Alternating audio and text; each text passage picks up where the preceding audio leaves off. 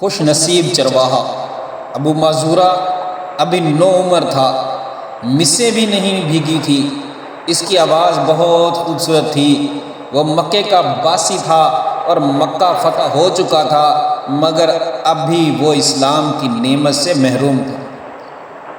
مکے کے دیگر نوجوانوں کی طرح وہ بھی بکریاں چرایا کرتا تھا۔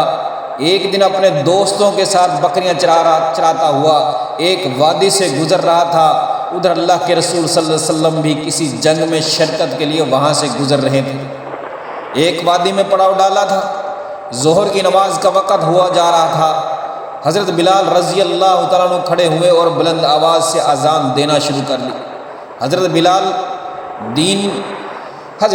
رضی اللہ تعالیٰ عنہ کی آواز دوسری وادی میں بکریاں چراتے ہوئے ابو معذورہ نے سن لی۔ اس نے دل لگی کے طور پر اس کی نقل اتارنا شروع کر دی۔ اس کے دوسرے ساتھی خاموشی کے ساتھ اس کی آواز سن رہے تھے۔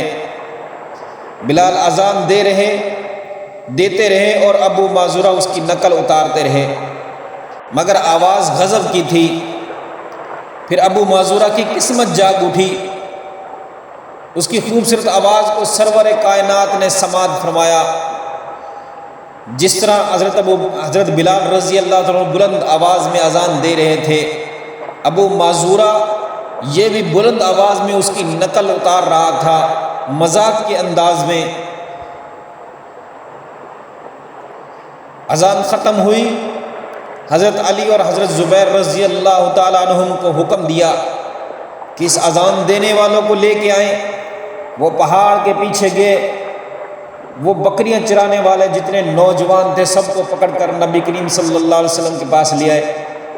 آپ صلی اللہ علیہ وسلم نے فرمایا، تم میں سے ابھی کس نے اذان دی ہے؟ ایک دوسرے کی طرف دیکھنے لگے، وہ تو مذاق کے طور پر اذان دے رہے تھے۔ آپ نے ایک کو فرمایا تم اذان دو، اس نے اذان کہنی شروع کی تو اس کی آواز خوبصورت نہ تھی۔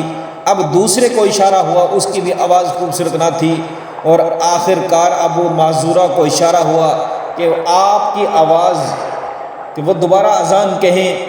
جب اس نے اذان کہی تو اس کی آواز دلوں میں اترنے والی تھی۔ ارشاد ہوا تم تم نے ہی اذان دی تھی؟ کہنے لگے ہاں۔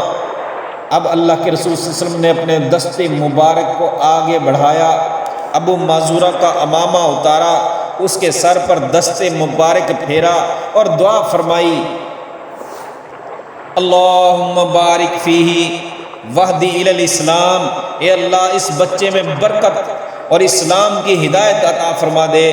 ابو معذورہ کی کیفیت کیا ہوگی؟ اللہ کے رسول صلی اللہ علیہ وسلم کا لمس، وہ مبارک ہاتھ، لمس کی لذت، وہ پھر اس کی قسمت جاگ اٹھی اور اس نے کہا اشہد ان لا الہ الا اللہ وانک رسول اللہ صلی اللہ علیہ وسلم۔ آپ صلی اللہ علیہ وسلم نے ابو معذورہ کو مزید بشارتیں دی، خلیفہ مقرر فرما دیا، اور اللہ کے نبی صلی اللہ علیہ وسلم نے فرمایا جاؤ تم مکے والوں کے مؤذن مقرر کیے جاتے ہو، اب تم اہل مکہ کے مؤذن ہو۔ ابو معذورہ رضی اللہ تعالیٰ عنہ نے کہا اب ان بالوں کو نہیں کٹواؤں گا جن پر اللہ کے رسول صلی اللہ علیہ وسلم کا دست مبارک رکھا۔ اور مکہ میں کم و بیش 300 سال تک ان کی اولاد بطور مؤذن اذان دیتی رہی۔